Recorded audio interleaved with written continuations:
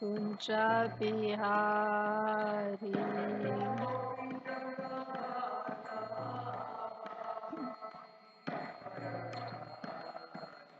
Jaya Gopi Jana Vallabha Girivardhari.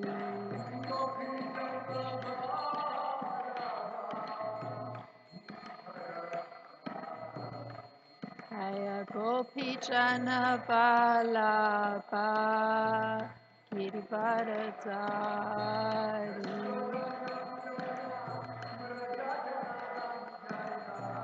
Yasodanandana Prajajana Ranjana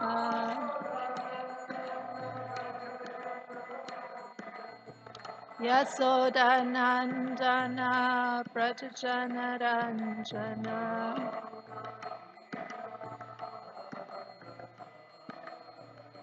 Yamunatira Vanachari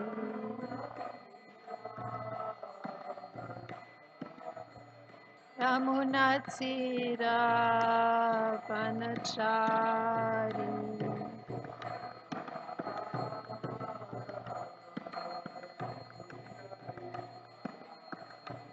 Jaya Radha Madhava Kunja Bihari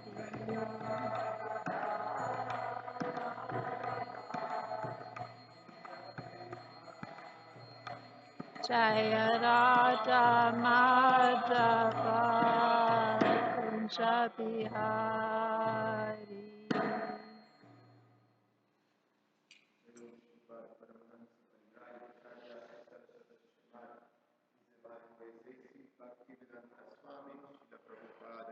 Jai Srimad Bhagavatam ki Jai Dai Gaura Premanandi. Haribo Oh, glories to the Son.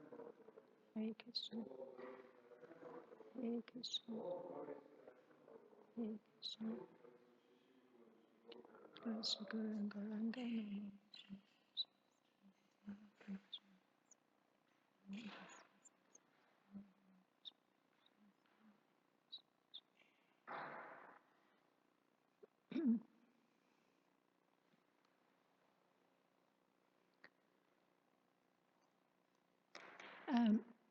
This morning we reading from Canto 7, Chapter 10, Text 51, although I've been assigned text 51 through 59. This one has a very brief purport, and then in the next purport that appears is in text 59. So I'll just begin. Namam Vishnu Padaya Krishna Prasthaya Bhutale Srimad Padaswami Tinamani Namaste Saraswati Devi Gauravani Pracharine Nivashe Sunyavadi Paschatya Deshatarine Namam Vishnu Padaya Krishna Prasthaya Bhutale Srimad Bhaktivedanta Swami Tinamani Namaste Saraswati Devi Gauravani Pracharine Nivashe Sunyavadi Paschatya Deshatarine Jai Shri Krishna Chaitanya Prabhu Nityananda Shri Advaita Gadadhar Shivasadi Gaura Bhakta Vrinda Hare Krishna Krishna Krishna Hare Hare Hare Rama Rama Rama Hare Hare.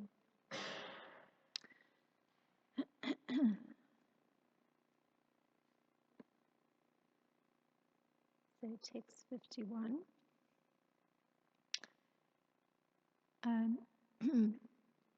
Sa eva Bhagavan Rajan Vyatanad Vihatam Yashaha Pura Rudrasya Devasya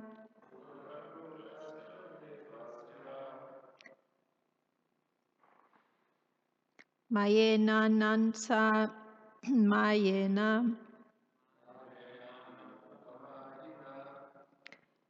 Saesha Bhagavan Rajan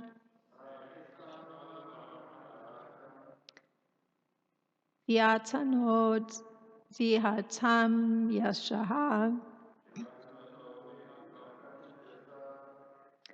Pura Rudrasya Devasya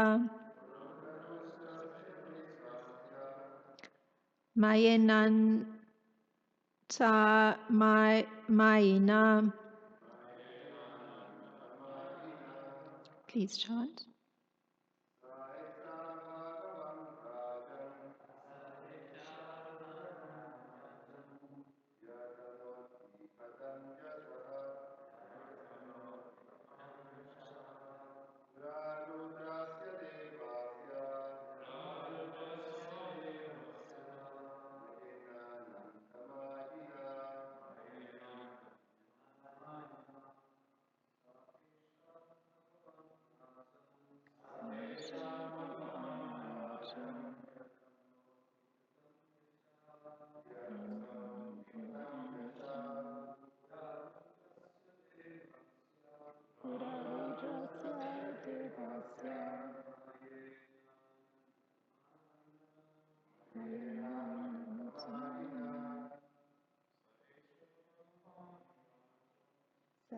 Isha Bhagavan Rajan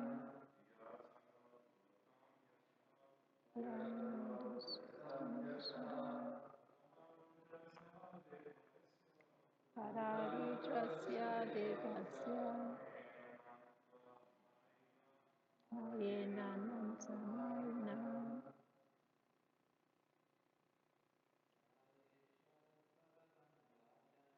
Saesha Bhagavan Rajan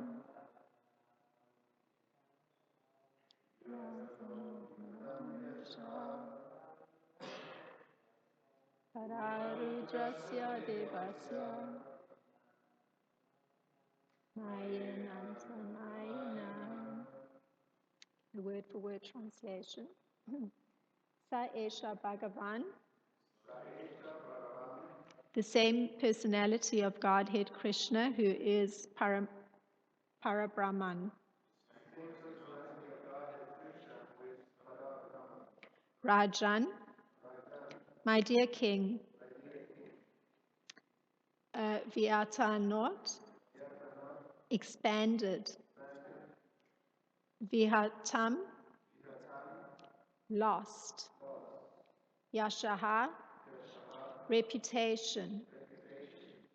Para, formerly in history. Rudrasya, of Lord Shiva, the most powerful among the demigods. Devasya, the demigod. Mayana, by a demon named Maya. Ananta, unlimited. Mayina, possessing technical knowledge. The translation: My dear King Yudhisthira, long, long ago in history, a demon known as Maya Danava, who was very expert in technical knowledge, reduced the reputation of Lord Shiva. In that situation, Krishna, the Supreme Personality of Godhead, saved Lord Shiva. And the purport. Lord Shiva is known as Mahadev, the most exalted demigod.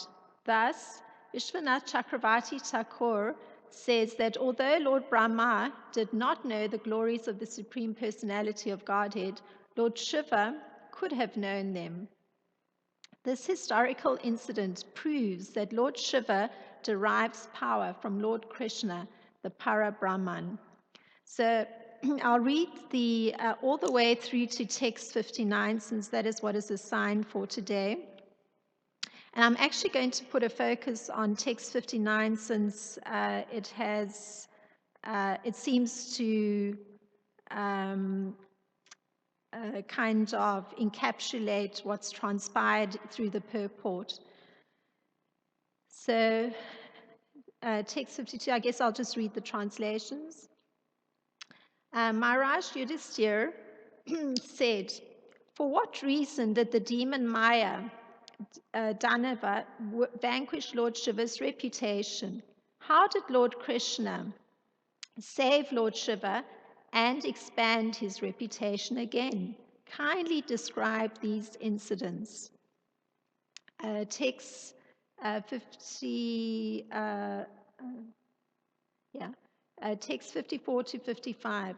Narada Muni said, when the demigods, who are always powerful, by the mercy of Lord Krishna, fought with the Asuras were defeated, and therefore they took shelter of Maya Danava, the greatest of the demons. Next text. Maya Danava, the great leader of the demons, prepared 3 invisible residences and gave them to the demons.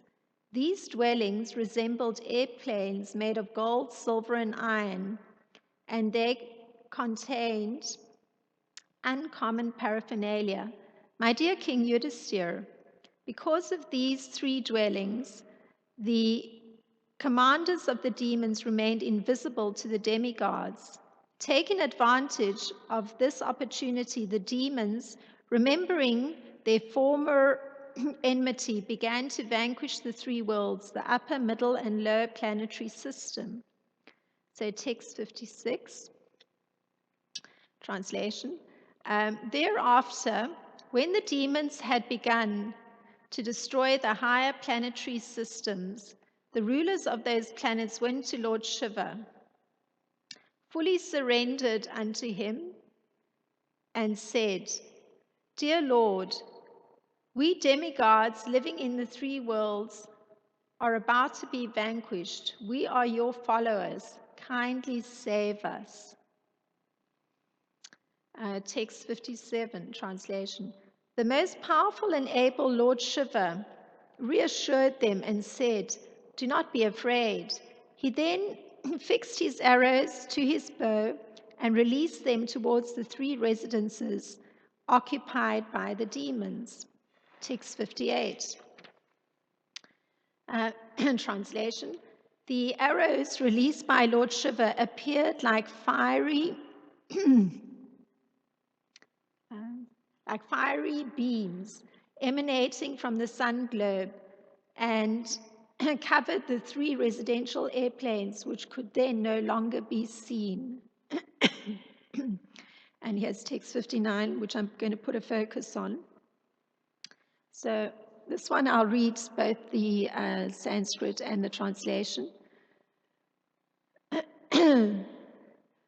Rais Birsha Vyasa Vahasarve Nipetahasma Paran Kashaha Tan Aniya Kaha Yohi Mayaha Kupa Rase Shipat.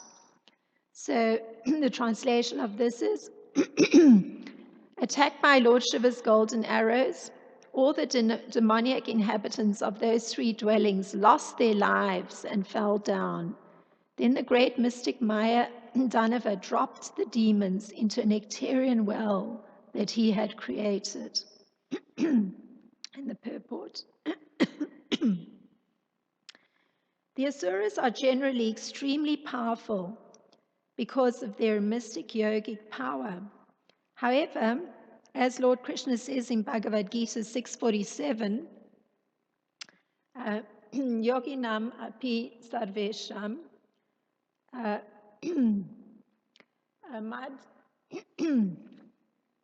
madgate nantar atmanaha shadavan bhujate yomam same yuktatmanaha mataha. Of all the yogis, he who always abides in me with great faith, worshipping me in transcendental loving service, is most intimately united with me in yoga and is the highest of all. The actual purpose of mystic yoga is to concentrate one's attention fully on the personality of Godhead Krishna and always think of him. Sorry. That's Madgate Nantar. To obtain such perfection, one must undergo a certain process, Hatha Yoga, And through this yoga system, the practitioner achieves some uncommon mystic power. The Asuras, however, instead of becoming devotees of Krishna, utilize this mystic power for their personal sense gratification. Maya Danva, for example, is mentioned here as Mahayogi, a great mystic, sorry. But his business was to help the Asuras. Nowadays, we are actually seeing that there are some yogis who cater to the senses of materialists. And they are imposters who advertise themselves as God. Maya Danava was such a person, a god amongst the demons, and he could perform some wonderful feats, one of which is described here. He made a well filled with nectar and dipped the Asuras into that nectarian well. The Asuras, that nectar was known as Mritya Sanjivasyatari, for it could bring a dead body to life. Mritya Sanjivayatari is also known as an Ayurvedic preparation. It is a kind of liquor that invigorates even a person on the verge of death. So quite an extensive narrative here. Okay. So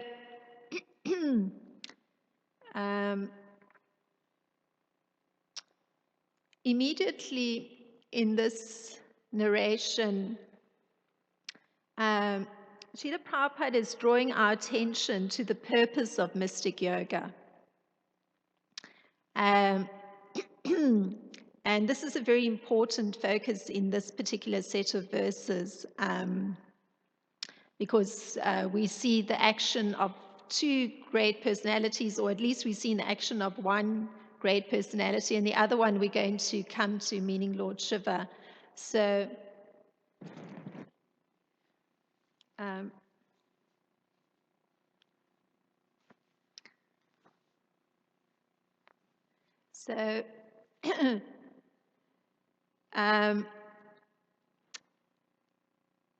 this purpose that Srila Prabhupada is drawing our attention to is concentrating one's attention fully on the personality of Godhead, and and always thinking of Him. And from this particular verse that Srila Prabhupada is looking at in Bhagavad Gita, Mat Gate Nantar Atmanaha, which is translated as abiding in Krishna, always thinking of Him. So actually, there's a definition that Srila Prabhupada gives of perfection. So mystic yoga is supposed to lead to some perfection.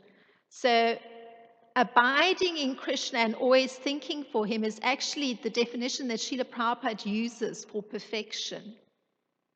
So the yoga that allows for that perfection, that abiding in Krishna, always thinking of Him, is Bhakti Yoga. And this verse, this Bhagavad Gita verse 647, actually gives an explanation of this highly praised form of yoga. Bhakti Yoga is highly praised, and that explanation, well, I'll read the verse because it's so pivotal for explaining Bhakti Yoga. Yogi mam api sarvesham mat gatenantar atmana Shraddhavan bhajate yo mam same yuktamano mataha. And of all the yogis, the one with great faith who always abides in me, thinks of me within himself, and renders transcendental loving service to me, he is the most intimately united with me in yoga and is the highest of all. So it's actually an explanation of Bhakti Yoga, this verse. And Krishna says, that's my opinion. So his opinion obviously is the final say as far as things go on the process of yoga. So that explanation is that it's not mere worship. Like, one can show respect. Through worship, you're showing some respect. Like you might show respect towards a demigod. So it's not mere worship towards Krishna, but actually serving him. So that's where that intimate aspect comes in. It's making a connection. One's performing some activity to that personality. It's connected. So, and there's a mood with which it's been done, with love and faith. So, and that is specifically meant for the Supreme Personality of Godhead. So it's not external, because respect can be external. One may see some personality that's written about, and one may feel respectful because one may have heard that that personality is a great philanthropist, and so one will feel respectful. But this is quite different. It's actually going much closer. You're directly serving, performing some action for that great personality. And I think yesterday we heard a very fantastic analogy being made on this point of how one is actually getting closer and closer and closer to a great personality. And so this verse is actually that closeness, that intimacy, directly serving. So now, in this particular purport that I read from, text 59, Srila Prabhupada is referring to Maya Danava as a Mahayogi or a mystic. Now, it's just by way of putting this into perspective. I'm going to go to the previous verse in Bhagavad Gita, to this one that, so nicely actually explains Bhakti Yoga, where actually Krishna makes a comparison. It's a comparison between a yogi and various other personalities that are performing different austerities. So he says, this is Krishna's statement, a yogi is greater than an ascetic, is greater than an empiricist, and is greater than the fruitive worker. So it's putting the position of the yogi in perspective. So, and he in fact advises Arjuna that in all circumstances be a yogi. So, since by definition, yoga is linking of our consciousness with the Supreme Absolute Truth, that's the definition of yoga. And since Bhakti Yoga is the most intimate linking with the Supreme Absolute Truth, because it brings us full knowledge, means of oneself in relation to Krishna. That's the purpose of yoga. You're going to get some understanding of that connection of oneself in relation to the Supreme Absolute Truth. So we can understand that somebody who's an ascetic, that they're actually lacking self-knowledge, because they haven't actually, they can't possibly reach that same perfection that somebody who's making the intimate connection with Krishna through Bhakti Yoga is doing. The ascetic, whatever austerities are being performed, they haven't made that connection. There's no connection being made. So the yogic connection, the connection with the Supreme Personality of God is not there. So they cannot reach perfection. And in the same way, the empiricist, they haven't included the aspect of surrender. So they don't have somebody that they're surrendering to, based on their knowledge. They're always actually engaged in wrangling, moving knowledge around, but there's no concept of that there's a greater personality who has all the knowledge and that there's some relationship with that. So there's no aspect of surrender, so they cannot have any perfection. And also, you can't even, a fruitive worker really pales even in comparison to those two, the ascetic and the empiricist, because they completely, of course, also lack that link with Krishna.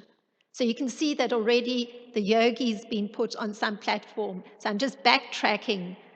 It then comes that verse in Bhagavad Gita where Bhakti Yoga is really given prominence, how through Bhakti Yoga you're making that intimate connection. So it's not merely connection with the Supreme Absolute Truth, but it's actually serving and with a particular mood. So it's really slowly elevating the position of Bhakti Yoga. So now it leads to an interesting question, because the personality that we're looking at here, Maya Danava, is a yogi. So the question, of course, is that a yogi is a transcendentalist. So by definition, it means that the consciousness has been linked with the Supreme. But here we're hearing about Maya Danava. So how is it that he takes the position of an imposter god? Because that's mentioned in the purport. I mean, it's an interesting, how is it that a transcendentalist takes that position? So, and in fact, we get a little bit of information about him. He's described as the greatest of the demons and as one who provided shelter to the Asuras. So all the demons, he was the shelter for all the Asuras. So he's taken the position of the Supreme, a kind of God amongst the demons. They came to him to take shelter of him. So, but, we understand, because he's been categorized as demon, that clearly he can't be practicing Bhakti Yoga, because there's not that. He's taking a position in competition to Krishna, an imposter god. So, so we're going to look a little bit contrasting the position of somebody who's connecting with Krishna through Bhakti Yoga, and then looking at Maya Danava's position to try and understand how this all fits together. So somebody who Krishna considers perfect. Now this is Krishna. He gives certain criteria for the perfect yogi. So these are Krishna's criteria for a perfect yogi. And it comes, I didn't put the reference, but anyway, I'll read it. Those who fix their minds on my personal form and are always engaged in worshipping me with great and transcendental faith are considered by me to be the most perfect.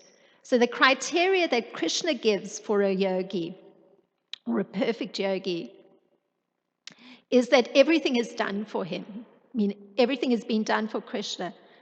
So there isn't a moment that's actually passing that yogi isn't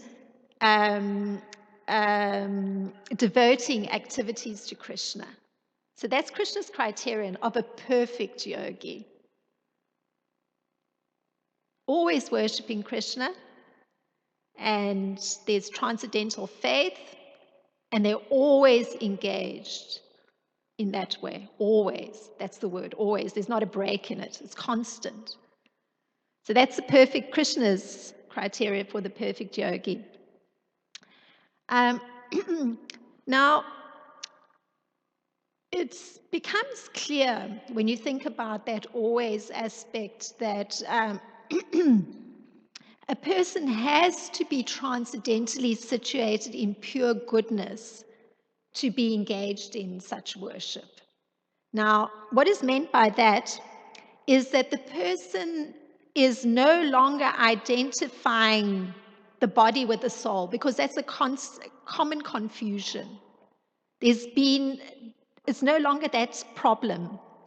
And this made me think about, okay, let's move to looking at Lord Shiva, because he's the other great personality in this narrative that's going to emerge. And the question asked by Maharaj Yudhisthira is looking at how Lord Shiva had this interaction with this great demon. and how it all transpired. And we've just read something of the activities of the demon, but I'm going to move us a little bit to what Lord Shiva says about himself regarding his worship or his God worship. This is Lord Shiva assessing himself and how he functions. So he says, I am always engaged in offering obeisances to Lord Vasudev in pure Krishna consciousness. Krishna consciousness is always pure consciousness in which the Supreme Personality of Godhead, known as Vasudev, is revealed without any covering. So this is from Srimad Bhagavatam, the 4th canto, 3rd verse, and the 3rd canto and 23rd verse. So this is Lord Shiva talking about himself. So what becomes clear is that Lord Shiva is existing in a state which is transcendental to material qualities. It means all the activities of material consciousness have stopped. We can understand this from Lord Shiva's statement of how he's functioning in pure Krishna consciousness. So Lord Shiva describes that he's existing in a state in which the senses can see Krishna without any covering. So this, from our knowing the analogy given by Lord Chaitanya, it means that for Lord Shiva, the mirror of his mind has become completely cleansed. And so he has a very clear concept of the Supreme Personality of Godhead. Very interesting, because he himself describes what he's understanding and seeing. So, and this is connected to this particular verse because in the purport to this verse, Srila Vishwanath Chakravarti Thakur, he actually tells us that Lord Shiva could have known the glories of the Supreme Personality of Godhead. So it ties in very nicely. Lord Shiva's statement about his own worship and Srila Vishwanath Chakravarti Thakur adding a comment. So moving away from that, we look at Maya Danava. Here's a complete contrast. It's a demoniac entity. And generally, a demoniac entity is described as not having knowledge of his relationship with the Supreme Personality of God, which may appear like an obvious statement, but remember, he's been called a great mystic. So, but still, he falls into the category of demons, so he actually doesn't have knowledge of his relationship with the Supreme Personality of Godhead. And Srila Prabhupada mentions that the particular yogic process that somebody like Maya Danava has gone through to achieve perfection was Hatha Yoga. So this is very interesting because this is a yoga system which gives some uncommon mystic power. And usually it's described, Hatha Yoga is described as having 8 limbs. There are asanas, there are pranayam, the breathing, there are mudras, the gestures, and meditation. So,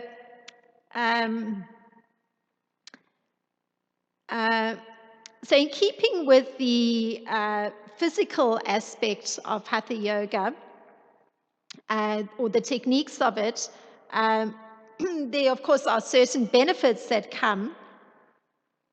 And these are I have to use the words, I wasn't familiar with this until I started looking at this particular demon's position. But the effects of Hatha Yoga are the following. And we don't usually hear this in advertisements of Hatha Yoga practices in yoga studios, but here they are. There's Kalavanchana, which is cheating death. There's Utkranti, which is a kind of yogic suicide, and parakaya pravesha, which is entering another body. So these are actually some of the perfections that can be present if one's practicing hatha yoga, or one can achieve those. So we can see here actually a very nice illustration of exactly this, because Amaya Danava, he practiced this kalvanchana because he created a well with nectar which could infuse life into those demons that had been vanquished by Lord Shiva's arrows. So there's that particular perfection, being able to cheat death. Maya Danva illustrates it perfectly. It's obviously a great personality. I mean, we don't find generally somebody who's gone through hatha yoga in a yoga studio has come to this point. It's a particular siddhi, that's a perfection that's there. Now, in the Yoga Sutras of Paranjali, there's liberation is actually the pursuit of hatha yoga. And these are just siddhis or perfections that get taught along the way. But because we understand that a demon is not making the connection with the Supreme Personality of Godhead, actually the emphasis has rather been on the siddhis. You know, the perfections that come with the practice of that yoga. So he is called a great mystic. He's attained these perfections. But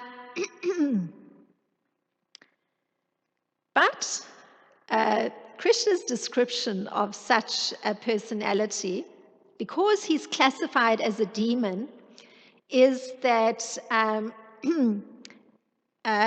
such entities, Krishna's description is that they're lost to themselves.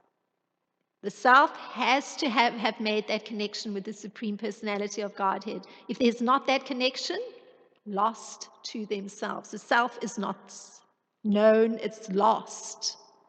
So that's actually the position of Maya Danava. Great yogi, but emphasis on the siddhis, lost to themselves. And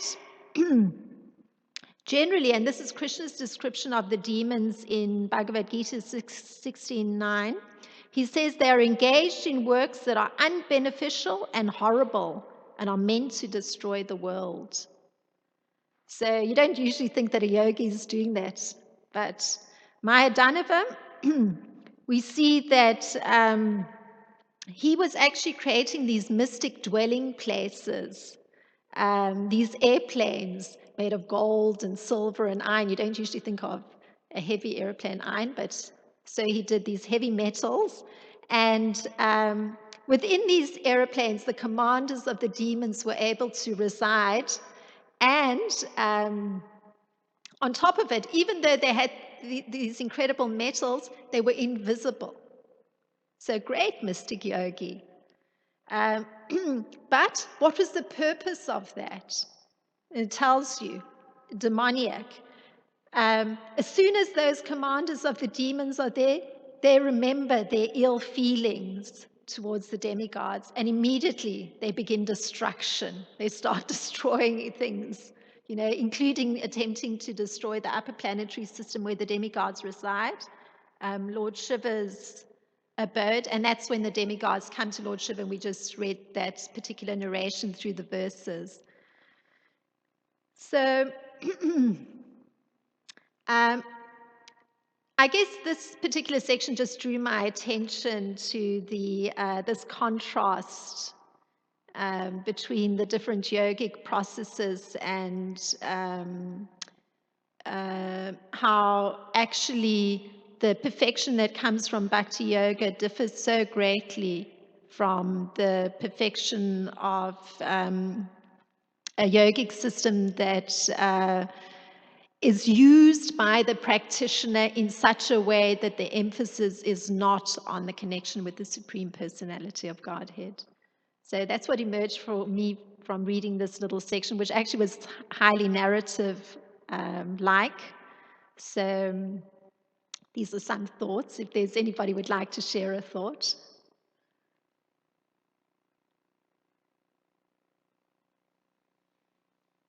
Hare Krishna, thank you for your class. You made a lot of nice points. One of them was, I think you said at the end of the class that unless we're connected with Krishna, then we're lost to ourselves. And I'm not sure if you remember, Prabhupada said something to the extent that like the last snare of Maya is to think oneself God or something like that. The last snare of Maya is to think oneself God. And I think you made that earlier in your class when you said, when you were analyzing the different yogis, the fruitive worker, an ascetic, and Krishna says become a yogi. And I think the point you made was unless we surrender to Krishna, then we're gonna try to by default be God or something to that extent. I think those are some of the points I appreciated. So my question is related to that point in terms of trying to be God, like the supreme controller, especially trying to control your reputation, which this verse mentions. Because we could see from my personal experience in the material world, it's natural that it's hard to be humble. We try to save our reputation. If our reputations get slandered, naturally we want to, save it. So, and we could see that in this instance that Lord Shiva's reputation, I guess they said, was being slandered by the demon, but Krishna saved his reputation. So my question is that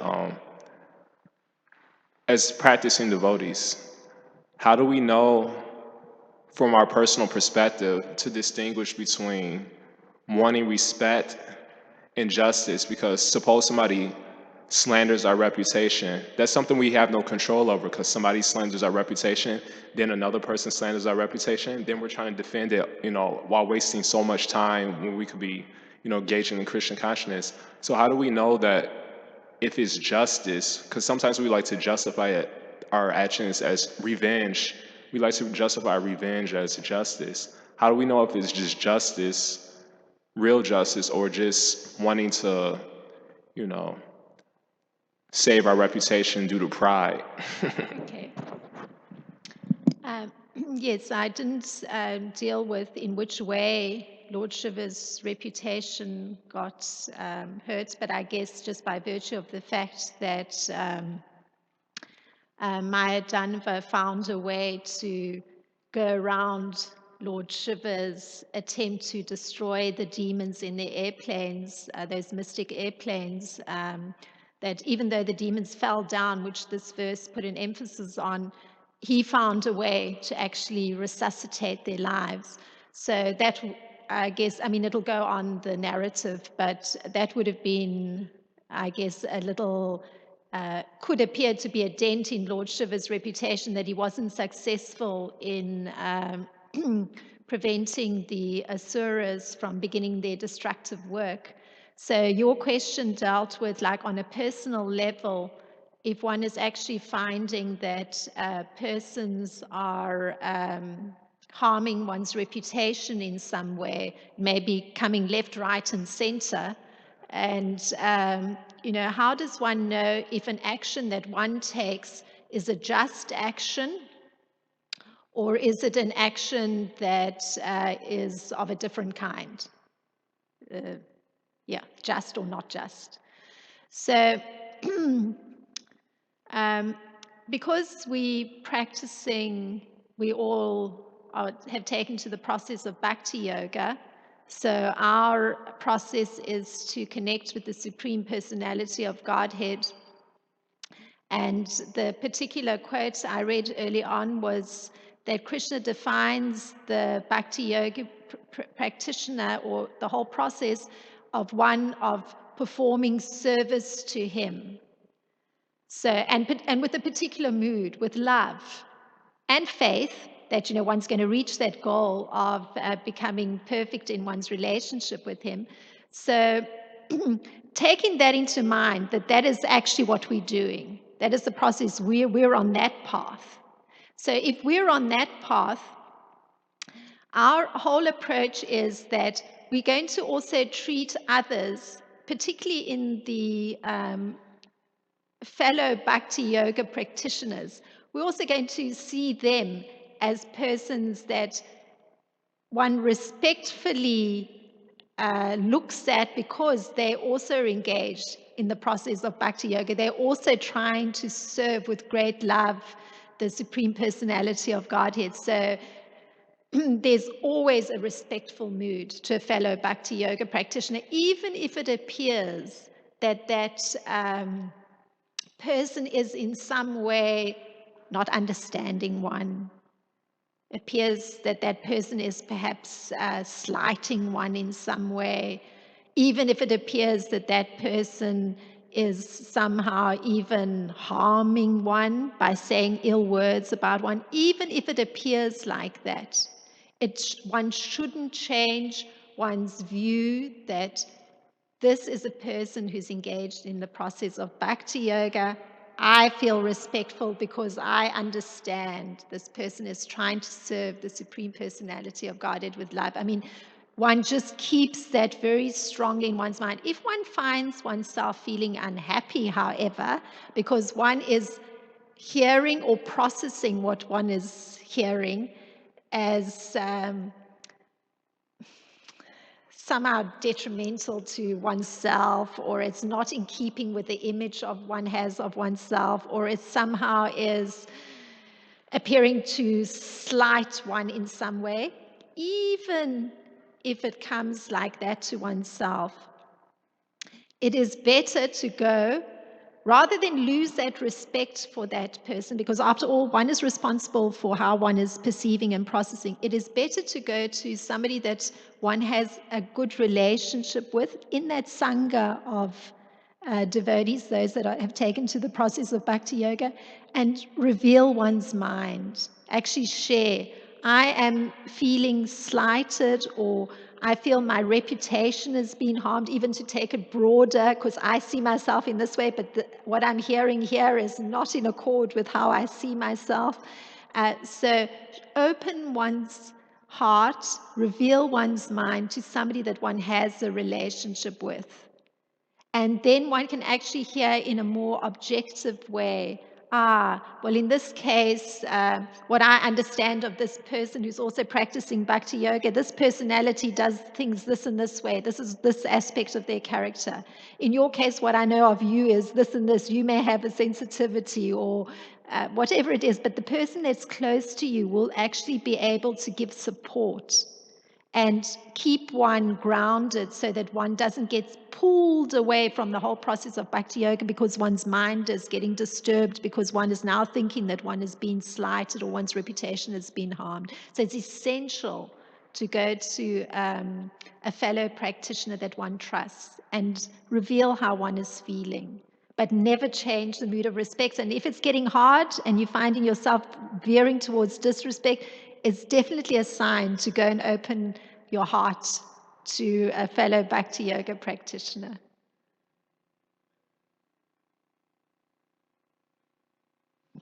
Oh,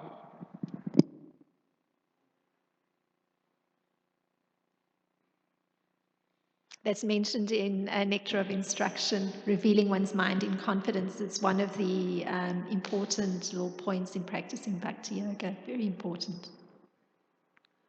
On a separate note, I wanted just to just bring out in terms of Lord Shiva's position, just highlight that his position is always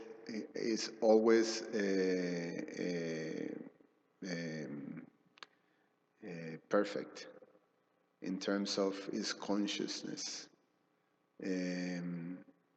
He doesn't go from the process of necessarily cleansing his heart, but from the very beginning, he's in a different space than other conditioned souls. So he's the only one in Shiva Tattva. So there's Vishnu Tattva, Shiva Tattva, and Jiva Tattva. So Lord Shiva is on his own space. So just Oh, thank you very much for adding that. Yes, actually, it was very beautiful to read that quote that I read to you, where he's having a conversation with his wife Sati, and he's describing actually where his consciousness is, and he says it's pure Krishna consciousness. Yeah. But of course, it's not that he's a resident of Vaikuntha now, but he's acting in pure Krishna consciousness. So yes, he's very unique, his position. Thank you for bringing that up.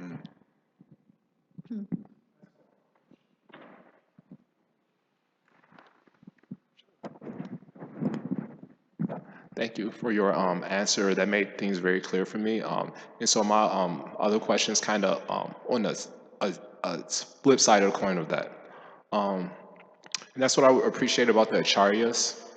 You know, any Prabhupada, Bhaktisiddhanta, Bhaktivinoda Thakur, all their prayers were essentially, because my question is it detrimental to our consciousness to always put on or at least try to put on a perfect image? Because we could see that the acharyas, they always wrote that, even though they weren't, they always wrote, I'm fallen, I'm lusty, I'm angry, I'm greedy, I'm envious, and then they were complete opposite. So that way, if somebody slanders their character, it's like no big deal because I already slandered my own character. So that's kind of one thing I appreciated about the acharyas. And I meditate on this point in the Bhagavatam. One thing I appreciate about like Lord Brahma or Indra, even though they don't get like credit as much as let's say Prahlad or Haridas Thakur and other, you know, like perfect devotees. I was meditating on this point before, like we hear in the Bhagavatam that Indra made a lot of mistakes and he rectified himself. But he never told Vyasadeva to edit that out, edit his mistakes out the Srimad Bhagavatam. I want a perfect reputation. And we hear that Lord Brahma, like, he had sexual feelings for his daughter. That's kind of embarrassing, like, you know, edit that out the Bhagavatam. We didn't hear that. So my question is basically is it very detrimental, or maybe you could elaborate on it, is it detrimental to us to always try to put on a perfect reputation? We're essentially harming ourselves like that, essentially. So can you elaborate on that? Like, you know, if So the like question putting on a perfect is one show. actually harming oneself if one is putting up a front of having a perfect reputation? Yeah, and that makes one more have that desire for respect. And then when one doesn't receive it, then, you know, like in the Gita it says, Kama Esha, Krodha Esha, Rajaguna Samu Bhavaha. If we have a desire and it's not fulfilled, we become angry. If we want respect and we don't get it, we become angry from trying to put on a perfect show. So can you elaborate on that a little bit? Okay, so the question is,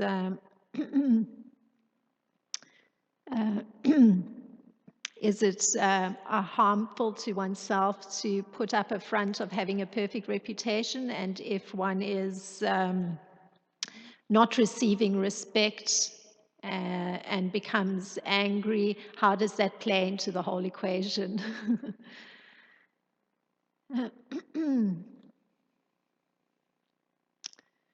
Well, I guess, you know, since Lord Brahma here was brought up in the purport to text 51, and a comparison was being made by Srila Vishwanath Chakravarti Thakur between himself and Lord Shiva.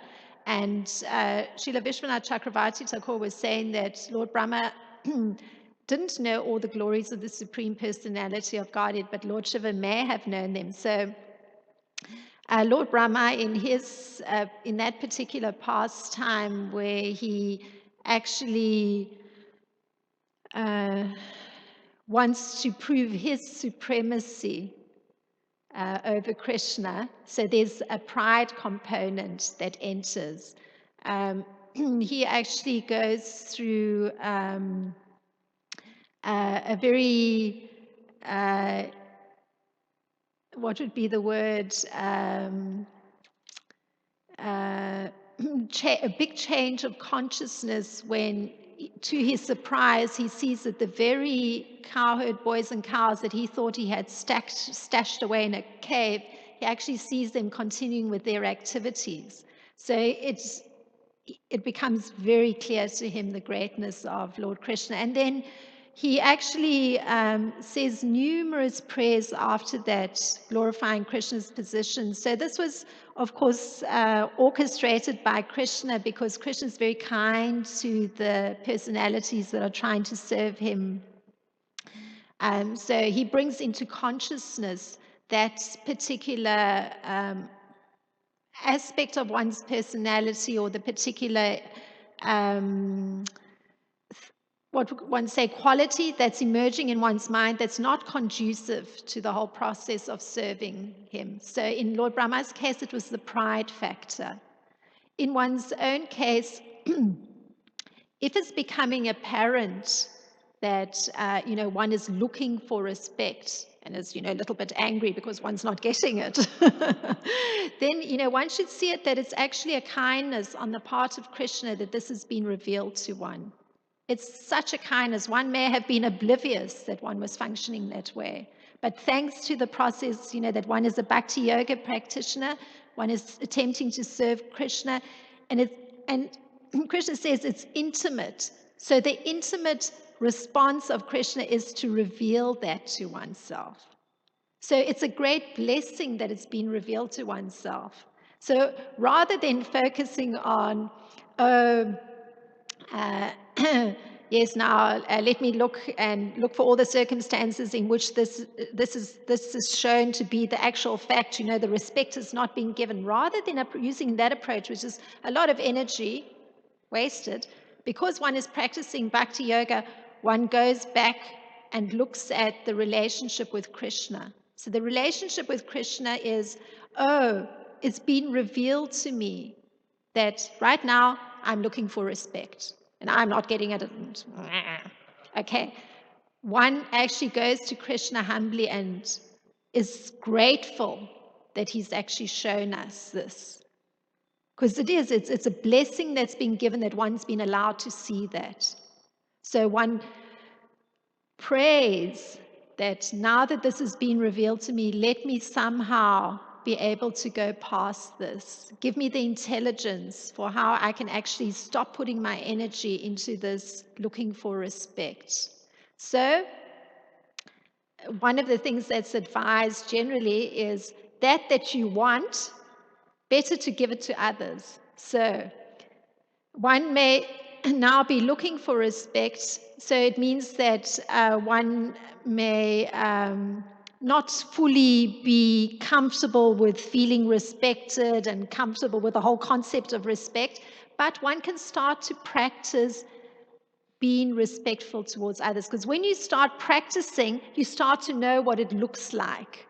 And then automatically one starts to feel that, yes, well, actually, I can feel respectful towards myself. And that's important. So start to practice that respect towards others. And the way to practice it is just reminding oneself who are those people that one is associating with. I mean, they're persons that are trying to serve Krishna with great love. I mean, where do you find such persons? It's a small group, and what an extraordinary group of entities. So one tries to practice being respectful to them and showing respect in whatever little ways, appreciating the different things that devotees do. Somebody has actually cooked this nicely for Krishna. Somebody has actually swept the altar nicely for Krishna. So little ways that one, just trains one's mind to feel respectful for those activities that those persons are forming in their relationship with Krishna. And just through cultivating that, appreciating every little thing that you notice. Like you notice the floor looks so clean and shiny. Somebody performed that activity for Krishna. So you feel respectful towards the devotee who did that. And so gradually that need for respect for oneself falls away because you're so busy appreciating there's not room. So that would be a way. And anyway, but be thankful that this has been revealed in your relationship with Krishna. Thank you very much. Hare Krishna. Thank you for your kind questions.